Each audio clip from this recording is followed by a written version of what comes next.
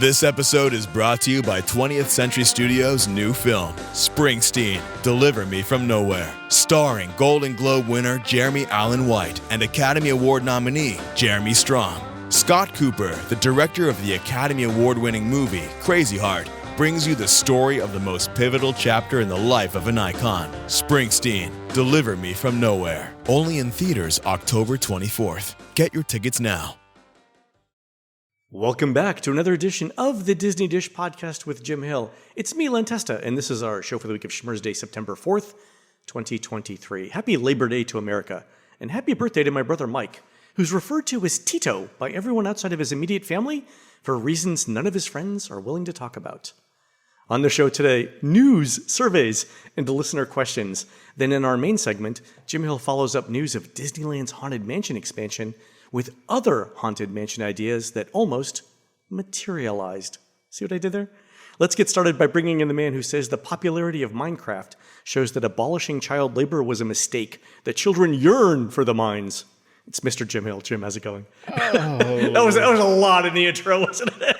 that was a lot. But on the other hand, you bringing up the mines and going underground. Earlier this month, Nancy and I traveled to Hellertown, Pennsylvania, to visit the Lost River Caverns. This is some tourist attraction in the area that's been in business since the 1930s, and it's something that Nancy's grandparents used to take her to, and she had very fond memories of. So it's a guided walking tour of an underground limestone cavern. Caverns, yeah. Damp, cold, constant 52 degree. Yeah, I'm in Florida. It sounds kind of pleasant. Bring it on, That's Jim. an interesting point. There we go. Yeah. All right, but you don't pay on the way in. They actually make you pay on the way out. Really? Well, yeah, and after a half hour of having water constantly drip on your head and a teenager go, and there's a stalactite that looks like a horse's butt. It's just sort of like you'll pay anything to get out of there. Yeah. So I guess the cost for admission goes down the longer you stay. Like if you're there 5 minutes, you're like, it's $20 to get out. But if you're there for 2 hours, it's like, give me $3. But again, entertainment was different in the 30s. After my experience at Lost River Caverns, I now understand the popularity of Mumbly Peg. Did you know that the border of Kentucky was partly set by where the caves and caverns sit in terms of tourist revenue? I did not know that. Oh, yeah, interesting. Wow. All right, there we go. Oh, yeah. We learn something every day on the show. All right, Jim, let's do a quick shout out to subscribers over at disneydish.bandcamp.com. Thanks to new subscribers Chris Glynn, Erwin Tates, Joel Burgos, and Brent Levy, and longtime subscribers Sean Encinas, Michael Ball, Jason Muir, and Jason Hoover. Jim, these are the Disney cast members whose idea for Haunted Mansion-themed caskets, urns, and mausolea, real things you could be buried in, never made it into funeral homes. They said that while they're disappointed in the result, they're happy that one concept, a line of see-through coffins called Remains to be Seen, is still being worked on by Imagineers. Oh.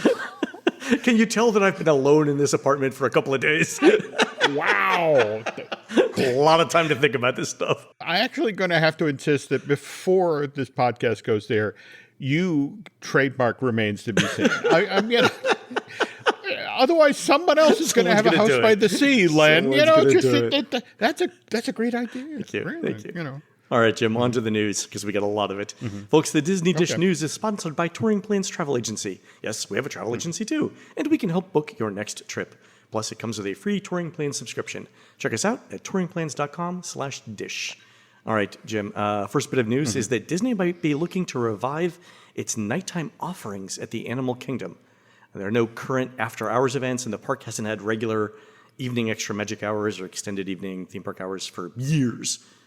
But our friends at WDW Magic noticed something interesting with Disney's park hours data, and I suspect that that's an extended evening theme park hours session was listed in the feed, but not in the app, for 7 p.m. to 9 p.m. on Wednesday, November 8th.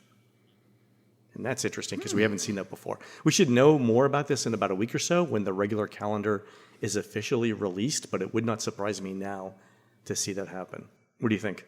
This is not the nighttime safari thing with the faux. No, that's why I brought that up, because they have a history of trying evening things like the safari. Right. Yeah. And on the heels of The Moana and the Zootopia redo. Oh, we have an entire thing around it coming up in listener questions. Yeah. For me, the notion of, let's try extra magic hours when we pull out the very things that people can do at night. It's like, that's an interesting choice, Len. Yeah, the thing I'm trying to figure out here is like the date itself, November 8th, is when there'll be, we're sort of in the beginning of the Christmas party season over at Magic Kingdom. So Magic Kingdom can't do extended evening theme park hours. They've already tried it with the studios, but based on a conversation that I'm not going to reveal the details of between you and me and park maintenance, I suspect that they don't want to use the studios because they're trying to get some maintenance done at the studios. So Animal Kingdom would make sense if this is really a thing. Okay. We'll okay. Again, let's keep an eye on. Yeah, we should know in about a week or so. Okay, cool. Also, Disney's announced that cast member previews for Journey of Water will run through September 22nd. That leaves about a week for DVC and AP previews if Disney was shooting for an October 1st opening. So we'll see.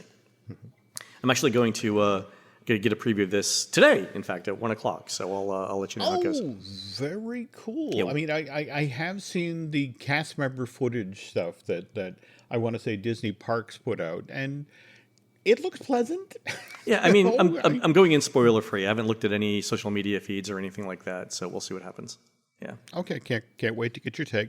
Also, Disney Cruise Line delayed its announcement for the Disney Treasure, the newest ship, until September 5th because of Hurricane Idalia, which came through Florida a couple days ago. Makes sense. And we're gonna talk about this in our feature story in depth. But Disneyland's announced additions and changes to the Haunted Mansion in New Orleans Square. That they did. Yeah, a whole bunch of stuff coming up on that. All right, Jim, we have time for some surveys. Our friend Andrew sent in a Disney survey with a handful of either new or reworded questions. The first one was, what was the most important aspect in your ultimate decision to visit the Walt Disney World Resort? And there are answers for things like, it's my happy place, I always visit at this time of the year, I expected lower crowds, and so on. The next question is, which of the following best describes your level of planning for your recent Walt Disney World Resort visit? And the options are, we kept all of our planning spontaneous, we kept most of it spontaneous, we pre-planned some, and we pre-planned everything. And the reason why I mentioned this question, Jim, and this is for our friends at Disney Park Surveys who listen to the show, I would love to see the same question, but asked, and how did that work out for you after the fact? I'm being serious, because there's two parts to it, right? Yeah. How much planning did you do, and then after the fact, how much planning do you wish you'd done? I love that they asked this question, Oh, yeah, but me you're too. right. Yeah. Just given the way traveling to the Disney parks, and some of this changes come January where the reservation system goes away. But yeah, fascinating that they're asking that question now. Yeah, and I think that's actually I'm serious. I think it's an important question for Disney parks to ask. Not only like what did you think going in, but what were the results of those decisions that you made, and would you change anything? You want to close the loop on that question, yeah. There should have been a follow-up on that. But again, I'd love to see what the response to that was. And then Andrew has another question that I really liked, and it says, which of the following best describes how you engaged with each of the rides below on your most recent visit? So the options are, I rode this attraction at least once, I didn't ride but I wanted to, and I didn't ride and I didn't want to. And Jim, the interesting thing here is the attractions that it lists, and that is just for the Magic Kingdom, and it's Space Mountain, Tron, Big Thunder, and Seven Dwarfs, which I want to point out is every open mountain. Yeah. And I think this question is interesting because if they have the same question responses from before Tron opened, they can see if Tron is an additional thing that people are riding or a swap for another mountain. Oh. And by collecting this information now, they can use it to compare when Tiana's Bayou Adventure opens later on next year. And that might indicate whether more thrill rides are needed for the Magic Kingdom. Tron Light Cycle Run has been open 9 months at this point. Yeah, something like half a year. Yeah. Are you seeing it impact the way people are planning their visits? No, this is the interesting thing. I mean, it's highly rated. You know, people who ride it like it, but it's not a destination attraction the way that Seven Dwarfs Mine Train was, or that Tiana's Bayou Adventure will be. And I think there are a number of reasons for that. One is it's a thrill ride that goes, very fast. So that's automatically going to eliminate a large percentage of guests. Number two, the fact that it's very, very short. There's a cost-benefit analysis that everyone does when it comes to waiting in line. And third, let me put this delicately for all of our science fiction friends. Tron is sort of a niche market. You're not wrong. Yeah. I mean, in fact, it kind of intrigued me that we got within inches out ahead of the strike of getting the third Tron movie in production, which was supposed to bring the Tron characters into the real world because that was supposed to make it affordable. We'll see. You're not wrong about Tron. I think they may have overthought this. Maybe another franchise or another IP would have been the smarter way to go. In fact, that honestly also kind of concerns me about Tiana's Bayou Adventure. Because again, I think that's if you drill down into the actual box office in 2009, it didn't do all that but well. it's gained a lot of following in the years since. It's one of those slow burn type things. Okay, I hope you are right. Well, when we talk about the Haunted Mansion, I have some ideas about how that fits in with Tiana's Bayou Adventure in Disneyland. So let's talk about that. Oh, can't wait. Can't wait. Okay. Also, our friend Blake sent in a Disney survey he got after making a whole bunch of dining reservations for an upcoming trip. And the thing that I like about these questions were they're Disney focusing on the usability of the website. So one of the questions was, please rate how clear the information provided on the following web pages were while visiting DisneyWorld.com today: park information pages and food and beverage dining pages. And the way I interpreted this question, Jim, was how easy was it for you to give us your money today? Yeah, interesting that this is finally coming up from corporate. Well, because Disney recently released new updates to its dining pages to make it more like Open Table when it comes to booking. So I think this is a follow-up on that. But Jim, the next question is, I think, a category of things that we would call can of worms. All right? And the question is this: how much do you agree or disagree with the following statement? The specific DisneyWorld.com web pages that I visited are a trustworthy place to find information about the Walt Disney World Resort. Oh, dear. And, that could go in a number of ways because they specifically mentioned the food and beverage dining packages. And there, I think you're looking at you know how Disney is, right? Every restaurant is above average, right? And I think here they're trying to figure out what percentage of guests are looking for actual critically evaluated information about things. Because again, if you're going to spend, $70 per person plus tip and tax at Be Our Guest for lunch, for a family of four, that's a commitment. That's like a week of groceries easy, right? Yeah. You think, or Disney's trying to figure out, I think here, whether they're giving enough families enough advance notice about what the experience is and what the cost is so that everyone goes in with clear eyes. I would love to see this answer. Yeah. That is a leading question. I mean, and that's the other thing too, because we've seen on other Disney surveys where they ask which external websites did you use to get information, and they'll list specific websites. And I think here they're trying to figure out whether people look at Disney's website as just a utility site for booking things, where they're making their decisions somewhere else and then just booking what they find out, or whether they're just using Disney for everything. So we'll see. We'll see. Awesome. All right, we have time for a couple of listener questions. Here's one from Sean. He says, a friend and I will be at Disney for one day on Saturday, January 20th, 2024. I haven't done Tron yet, and he hasn't visited Galaxy's Edge. What's the best way to see both attractions? We're staying on-site at Pop and are fine with super early arrival using Genie Plus, buying individual lightning lane, bribery, trickery, or calling upon the spirit of Walt to guide us.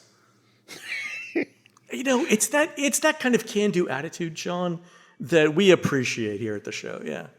Absolutely. Now, upside is, of course, January 20th, 2024, reservation system is gone. So what do you think? I mean, is this a situation of go to the Kingdom first thing in the morning, hit Tron, and then just head straight over to the studio to do Galaxy's Edge? What's your take? Yeah, so that's absolutely what I do. I would start at the Magic Kingdom, not at Hollywood Studios. And I would just make a beeline for Tron and see that. And if there's anything else you wanted to see while you're there, do that. But definitely you want to be in the very, very front of the line for Tron. And then I would head over to Galaxy's Edge. And the reason why I would put Galaxy's Edge second is Rise of the Resistance is notoriously unreliable, as everyone knows who listens to the show, and you don't want to spend your morning waiting around for that to happen. The other thing I would say, since Sean mentioned it, I would absolutely purchase individual Lightning Lane for Rise of the Resistance, because Rise of the Resistance averages about 2 breakdowns a day for about an hour each. And unless you make it to the first pre-show room, if Disney kicks you out of line, they're not going to give you a return fast pass to skip the line the next time. So in a worst case scenario, you could wait in line twice for an hour, get kicked out both times, get nothing for it, and then come back a third time and have to wait in line to actually ride Rise of the Resistance. So, if you got one day, Sean, $25 or whatever it is for individual Lightning Lane for Rise of the Resistance is absolutely fine. And then I would just, you could either wait in line for Millennium Falcon, or if you want to buy Genie Plus just for that, or use the single rider line. If you guys both go into the single rider line, there's a decent chance you'll either be in the same pod or like next to each other. That's fine too. But yeah, I would do that. Okay. The other thing I would call out is if you haven't visited Galaxy's Edge, I really like Docking Bay 7 for lunch, and that sort of fits in better with this. Yeah. Just lately, I've been, I don't know, it's something about Labor Day. It's like, I don't want hot dogs. I want Ronto roasters. Where can I get those? Exactly. Around here. Yeah, that's tough. That's tougher to get. All right, here's a quick question from Carolyn. My family recently sailed above the Star Cruiser Halcyon along with Ben Lonely on the DVC voyage. Hello, Ben. Oh. Son. I received this typical post-visit survey, which I thought was odd, knowing that it's closing. I thought it was comical filling out a survey about something that we know is going to close. That is, until I got the request below. What does this mean? Why would they be paying to survey Star Cruiser guests when it's closing? Is there hope for a reopening, or could this be exploring some future opportunity for the site or the technology? And the survey is this. Greetings, Walt Disney World Resort guest. At Disney Destinations Research, feedback is very important to us. We'd like you to participate in a 60-minute online interview, which will be held at various times over the next couple of months. And you get paid $150 to do it. So, Jim, why would Disney care if they're closing the Star Cruiser in 26 days? What people think of it? Earlier this summer, Josh D'Amaro teased that there will be a use for this facility at some point in the future. And again, you got to remember how much money has been invested in this physical plant.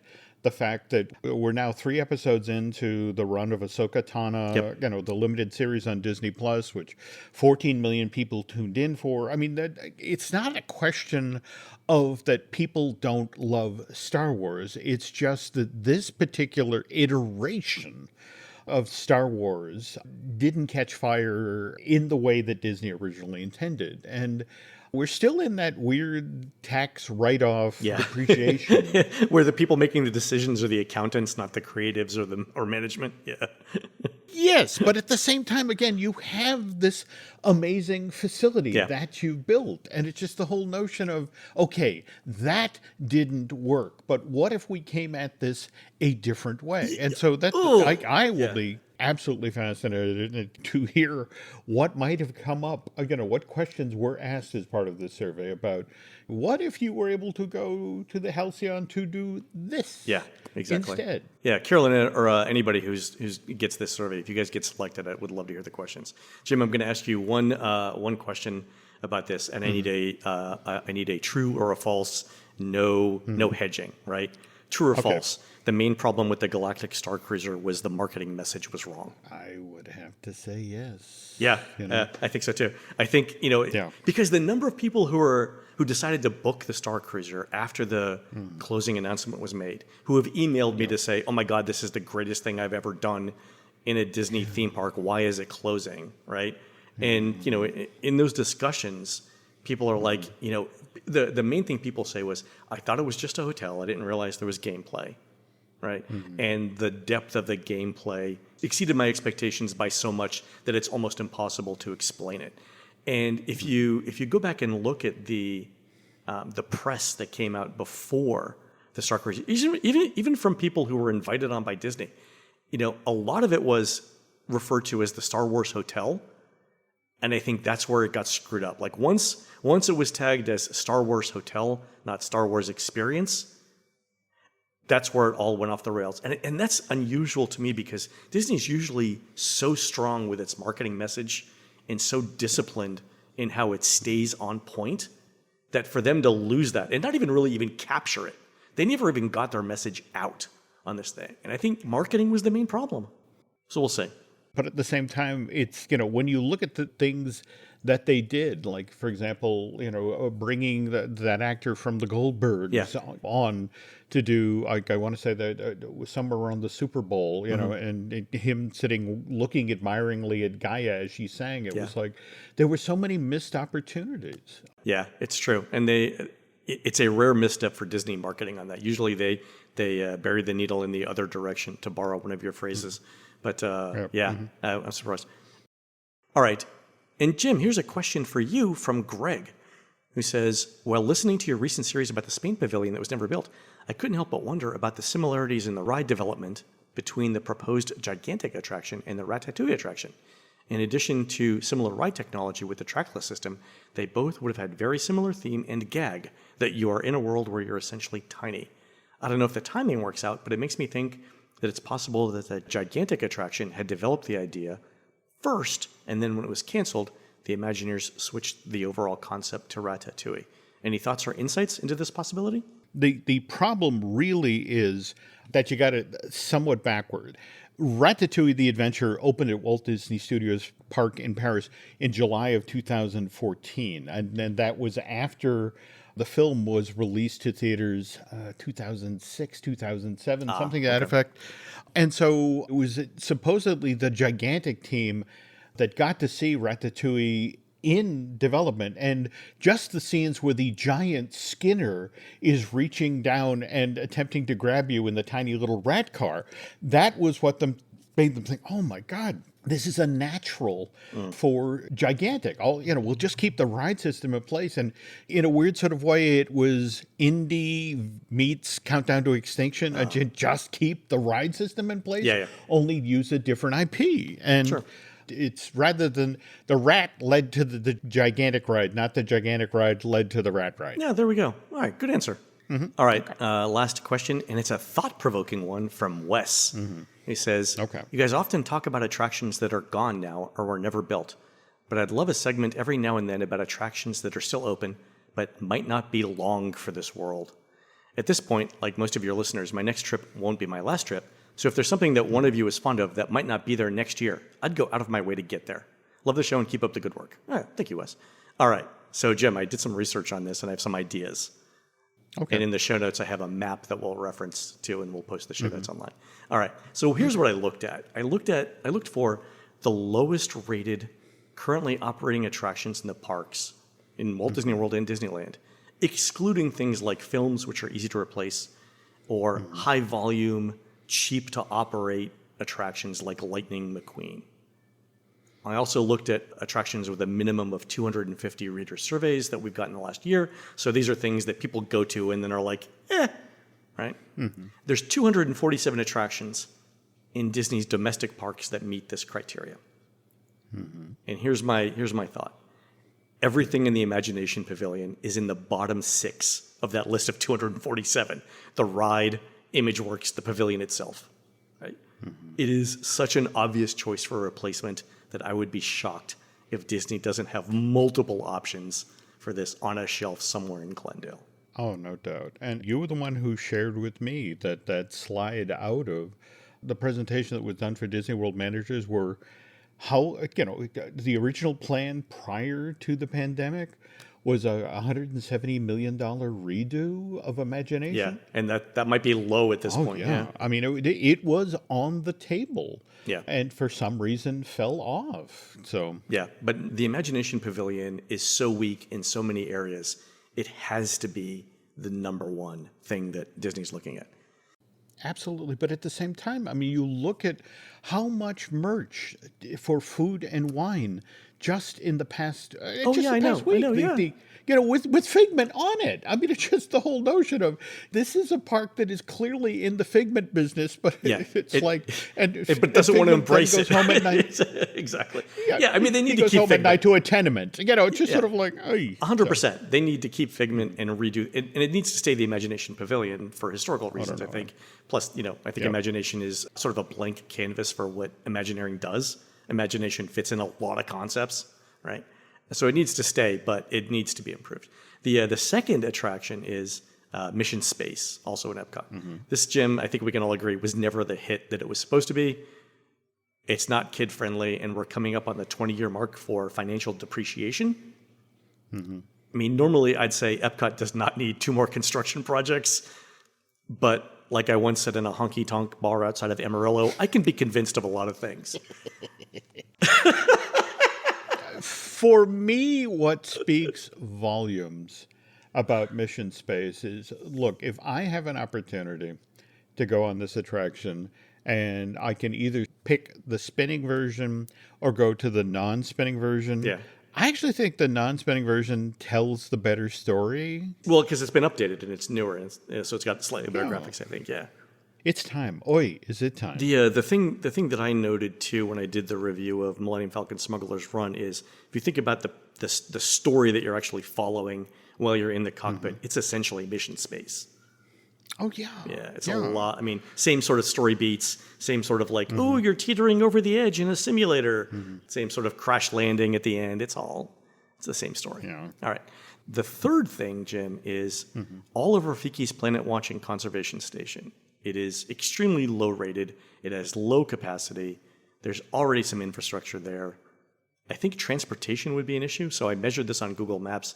It's about a 1,500-foot walk from Africa to Conservation Station right now, which is the same distance as from Navia River Journey to Kilimanjaro Safaris. Interesting. But I put in the show notes a map from Google Maps. There is unused land closer to the current train station in Africa, just northeast of the Maharaja Jungle Trek. And you see that? It's basically an open field. I don't know if they're using that for animal exercise or if that's just literally vacant land, but that is plenty big enough, Jim, to run a land there. What are they doing with that? That space is about, say, 80% of the size of the entire Kilimanjaro Safaris layout. That's all, and you got a few buildings in there, but nothing you couldn't handle with a bulldozer in an afternoon. This was supposedly an idea that Joe Rohde pushed back hard against, was the notion of taking the train system that guests take over to Conservation Station and retheming that around the train that Judy Hopps got on to go to the city of Zootopia. Sure. And then to do the Zootopia attraction over there. And Joe supposedly pushed hard against that. It didn't happen while he's in charge. And this is what's fascinating about this new idea that's being considered for Dinoland USA, where you do the Moana, for lack of a better term, It's Splash Mountain, and you have your Triceratops spin rethemed around the Kakamora, the crazy coconut characters. And then you do the Indiana Jones Countdown to Extinction thing. You keep the ride system in place. You flatten everything in that building. Yeah. And that's where the Zootopia ride goes. Oh, retheming Dinosaur to Zootopia. Yeah, that's supposedly what's on the table at this point. And that would make sense because Dinosaur terrifies small children. And if you make it kid-friendly, you throw some lights on, I was talking just last night with a longtime listener to the show, hey, Kim. And we were talking about this very same thing, and it's like, wow, so they'd light the interior of the building. That would be interesting, just sort of like, there's an idea. Exactly. So. All right, cool. My last suggestion here, both at Tomorrowland Speedway and Disneyland Zootopia, they are low-rated. They have huge footprints. It's hard to think that Disney doesn't have like a dozen better ideas for that space. Yeah, I know. But at the same time, so many little kids, that's something they want to do. So, you're not wrong. It's a huge footprint, and they could do something more. Could you do something, exactly. Could you do something more popular in that space? So we'll see. Ultra? Yeah, all right. If anybody has any ideas on things that they would propose putting on the cutting table, let us know. Yep. All right, folks, we're going to take a quick commercial break. When we come back, Jim tells us about several unbuilt expansion ideas for the Haunted Mansion. This episode is brought to you by LifeLock. It's Cybersecurity Awareness Month, and LifeLock has tips to protect your identity. Use strong passwords, set up multi-factor authentication, report phishing, and update the software on your devices. And for comprehensive identity protection, let LifeLock alert you to suspicious uses of your personal information. LifeLock also fixes identity theft, guaranteed or your money back. Stay smart, safe, and protected with a 30-day free trial at LifeLock.com/podcast. Terms apply. The family that vacations together stays together. At least, that was the plan. Except now, the dastardly desk clerk is saying he can't confirm your connecting rooms. Wait, what? That's right, ma'am. You have rooms 201 and 709. No, we cannot be 5 floors away from our kids. The doors have double locks. They'll be fine. When you want connecting rooms confirmed before you arrive, it matters where you stay. Welcome to Hilton. I see your connecting rooms are already confirmed. Hilton, for the stay. This episode is brought to you by BetterHelp. It's that time of year again. The kids are headed back to school, and now there are all these chores that need to get done as we head into the fall. This is why so many of us find ourselves lying awake at night with thoughts racing through our heads as we try to remember everything we need to get done, which, let's be honest here, can then make it difficult to sleep. So how do you then deal with a stressful situation like this? Well, as it turns out, one great way to make those racing thoughts go away is to talk them through. Yep, therapy. And if you think about giving therapy a try, well, might I suggest BetterHelp? BetterHelp is entirely online, and it's designed to be convenient, flexible, and suited to your schedule. To get matched with a licensed therapist, just fill out a brief questionnaire, and you can switch therapists at any time for no additional charge. Look, I've talked previously on this podcast about how bleak my personal life got after my divorce back in the late 1990s. And it was therapy that got me through that incredibly rough stretch, which is why I've since become such a huge proponent about seeking out professional help. And BetterHelp offers affordable, convenient online therapy when you need it from licensed professional therapists. Look, you deserve to be happy, so get a break from all those racing thoughts with BetterHelp. Visit BetterHelp.com/DisneyDish today to get 10% off your first month. That's BetterHelp, HELP.com/DisneyDish. We thank them for sponsoring today's show. All right, Jim, I mentioned earlier in the news segment that Disneyland has announced an expansion and some rework of the Haunted Mansion queue in Disneyland, but there's more than that, right? There is. I mean, there's no other way to put it, folks. The Haunted Mansion is having a moment right now. I mean, yeah, the new movie version that was out in theaters this past summer, which second try by Disney Studios to make a movie based on Mansion, didn't exactly set the world on fire. Cost $160 million to make, and to date has only pulled in $62 million in North America. So that's not a moment that makes accountants happy. Have you seen it? I have. And again, it's got a killer cast. Yeah. And it has a surprisingly strong thread running through it about dealing with grief. I mean, it really has a neat emotional underpinning. And not to give away the ending, but tater tot. Oh, that's a great touch. But if we look around, I mean, for example, in Florida, work is still underway to bring the Hatbox Ghost into the mansion, Walt Disney World's Magic Kingdom. Yep. And again, I understand, kind of controversial. Other thing important to remember here about the Hatbox Ghost coming to Florida is the folks who run Momentum More, the gift shop that's sort of just beyond the exit of Haunted Mansion Holiday. In Liberty Square, They are positively giddy about the amount of Hatbox Ghost merch they think they're going to sell once that character finally officially debuts in the attraction. And do we have a ballpark yet on when that's actually going to happen? No idea. My guess is less than 1 Tron, but whatever.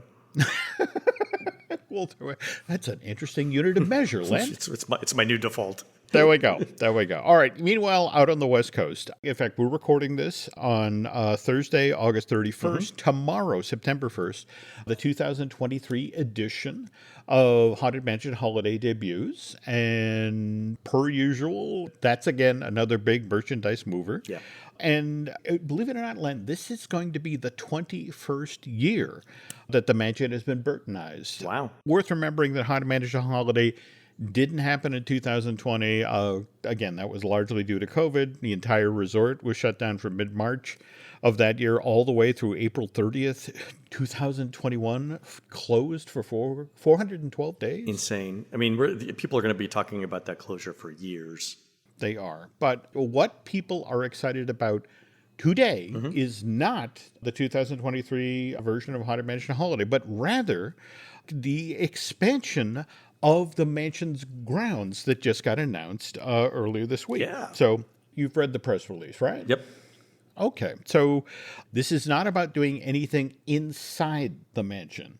In fact, these additions to this attraction will build on the story and already established lore of Disney's Haunted Mansion, and will include an expanded outdoor queue to immerse guests in enhanced theming, as well as a new retail shop adjacent to the attraction's exit. This expanded queue space will take guests through gardens that will then celebrate three of the mansion's more infamous residents, and that's Master Gracie, Madame Leota, and the One-Eyed Cat. Oh, interesting. So we've got sort of a garden-esque thing in Walt Disney World, right? That was one of the expansions in the last decade or so. Yeah, but what's interesting is, remember, that was a scene one with all of the interactive stuff. In fact, what especially intrigues me about this new expanded gardens thing is I was talking with folks at Disney over the last day or so, and they were mentioning that these three new scenes will allow up to 600 additional people to be in the physical queue for the mansion. Now, mind you, they still have to make their way all the way through this back and forth to get to the actual entrance of the mansion, but that's another 600 bodies off the street. And I think that's the thing that I got out of this announcement when I read it. I mean, you and I have talked on this show about how Imagineers seem only to want to work on two attractions, and that's Haunted Mansion and Pirates of the Caribbean. And so when I saw this, I was like, my God, do something else. But if you think about the crowd control that's going to be needed next fall when Tiana's Bayou Adventure opens and they have the Haunted Mansion Holiday, right? Yeah. That is where you want to get people off of that walkway from New Orleans Square to Critter Country, and you want to move it over to outside of that pedestrian traffic. And so I think this is a crowd control measure. Like, what was the thing that they did prior to Galaxy's Edge opening up? What was the name of that? Like Project Sparkle or something? Project Stardust. And I am so glad you brought that up, because I was chatting with our Disney Unpacked collaborator, Mr. Schul, the other day about this very thing. And he's genuinely concerned that you have Tiana's Palace opening up. In fact, it'll be open now. Yeah, it's open, yeah. Okay. But that's at the Adventureland end of New Orleans Square, and Haunted Mansion's at the opposite end.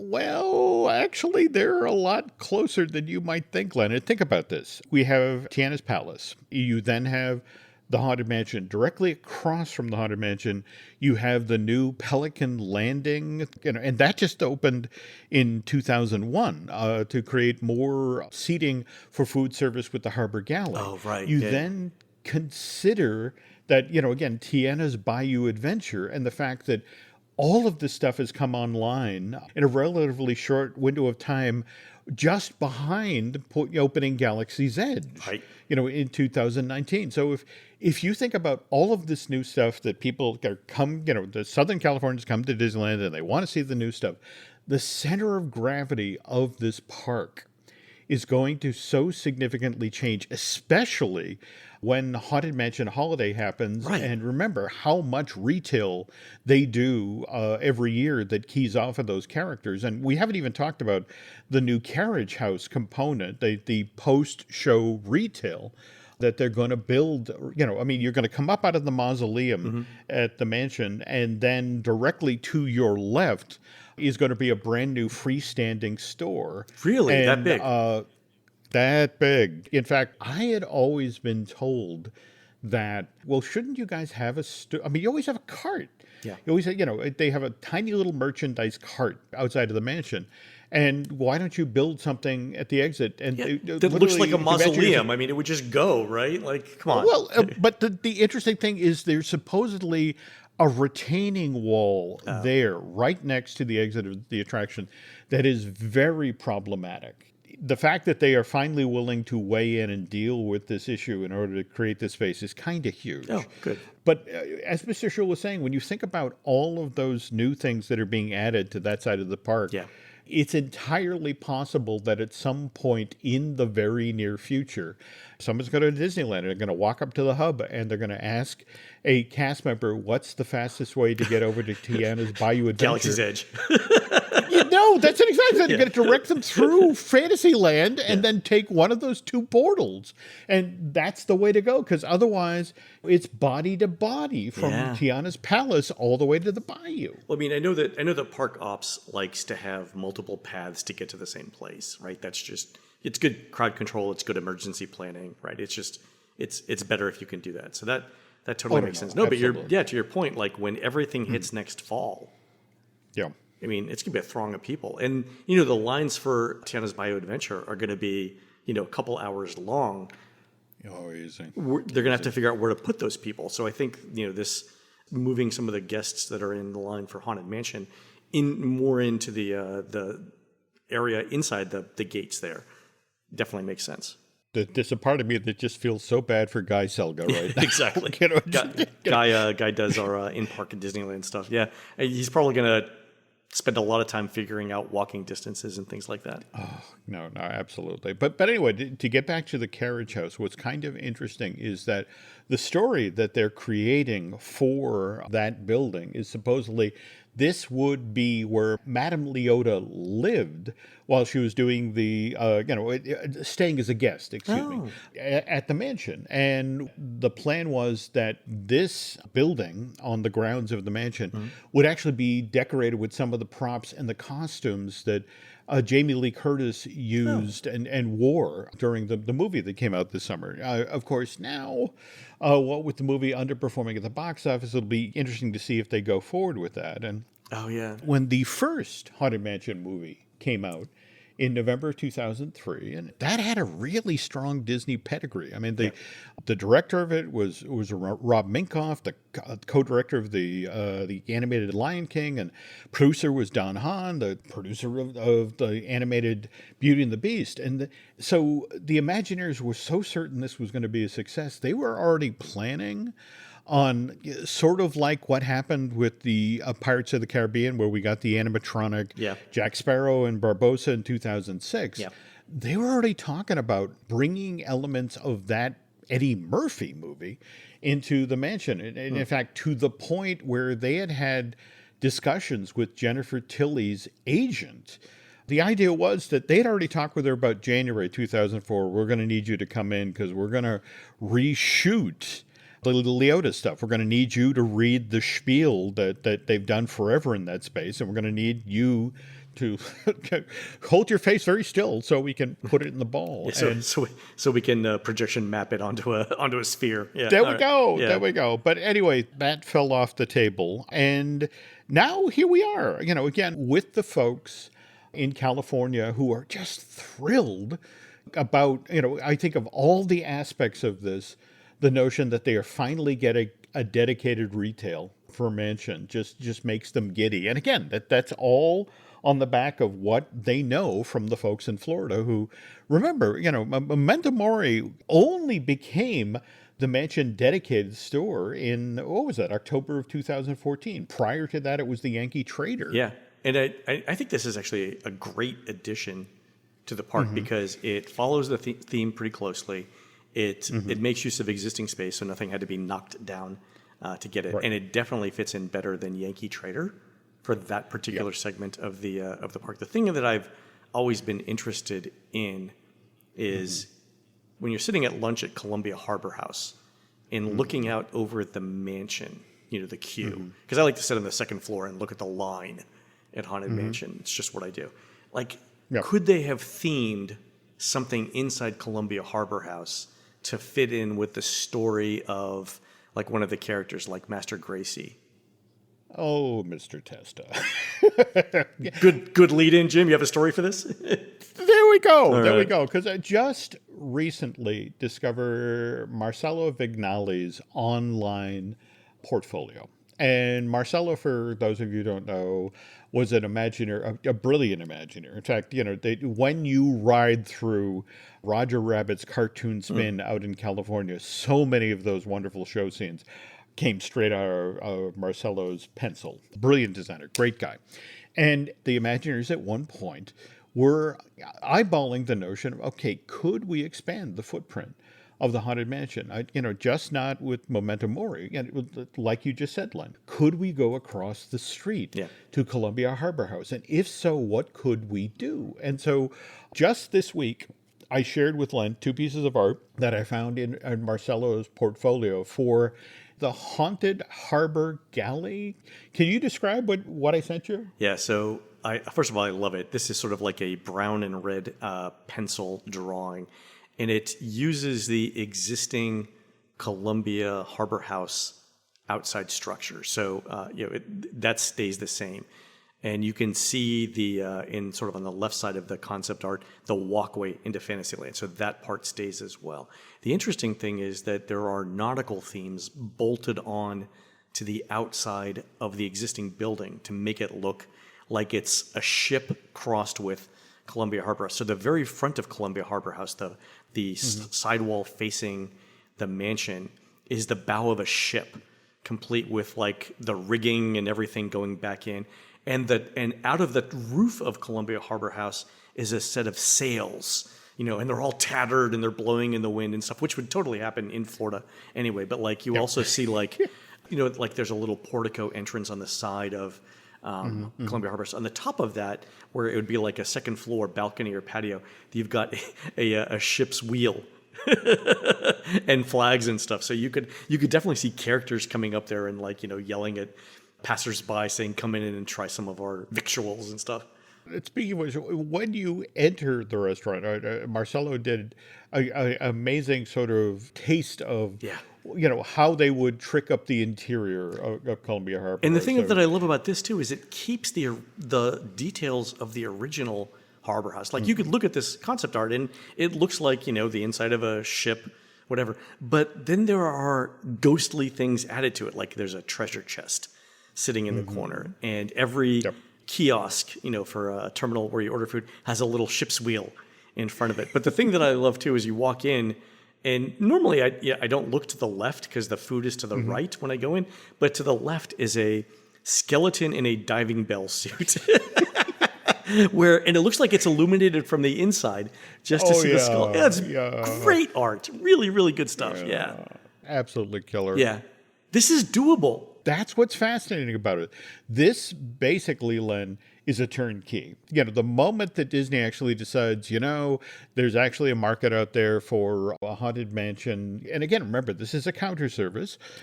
What's the capacity for... it's several hundred. It's not as big as Pecos Bills, which kind of goes into Tortuga Tavern, but it's pretty decent size. Yeah. So, the thing that I love about this, though, Jim, is, this is all Instagrammable. Like, this is made for social media. Totally.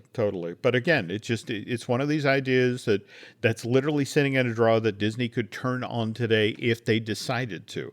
Now, to jump back to Disneyland for a moment, Disney has been looking for ways to expand the footprint of the Haunted Mansion long before this new expanded queue in the retail. Sure. In fact, that's the other thing I shared with Len this week is I came across a series of production paintings that were done for a nighttime show that was proposed for Disneyland back in the mid to late 1980s. And it's that old. Wow, interesting. Yeah, well, they had been kicking the tires about doing some sort of nighttime thing on the rivers of America for years. They had the rolling river review that they do on a seasonal basis, but it was the notion of, if we really invested, if we did something of size, what could we do? And what the stepping off from this point for this show would have been introducing a new piece of mythology to Disneyland's Haunted Mansion, which the fact was, I don't think you want to be around there after dark. And it's like, well why? Really? Yeah, why? Well,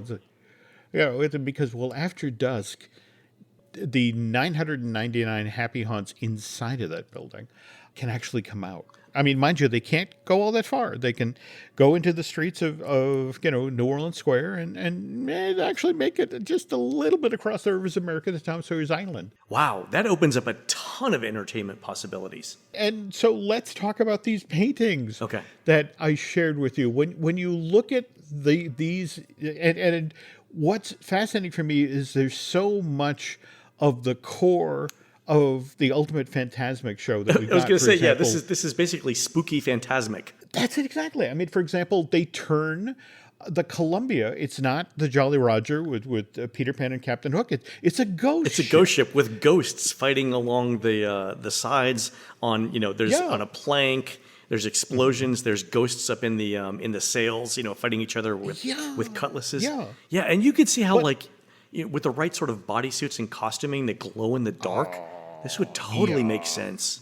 No, totally. But at the same time, what's also interesting is to look at how they were planning on using that stage space at the end, the southernmost end of Tom Sawyer's Island. And, for example, there's a painting where they recreate the seance room scene with Madame Leota. And then there's also a one in the pile there where it's the organist of the grand ballroom. Right, and then you see the ballroom scene. Yeah. They clearly put a lot of time, a lot of thought into this.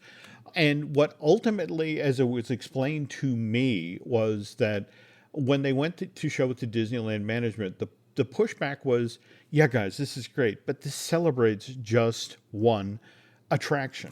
And in much the same way as, earlier in the show, how you were talking about how there's some of the little kids who are terrified of, Dinosaur the Ride or Countdown to Extinction. Yeah. The notion of, the little kids are like, well, I don't want to watch a nighttime show that's only about Haunted Mansion. That would be scary. And so they eventually defaulted to all right, let's go with a broader palette, so to speak.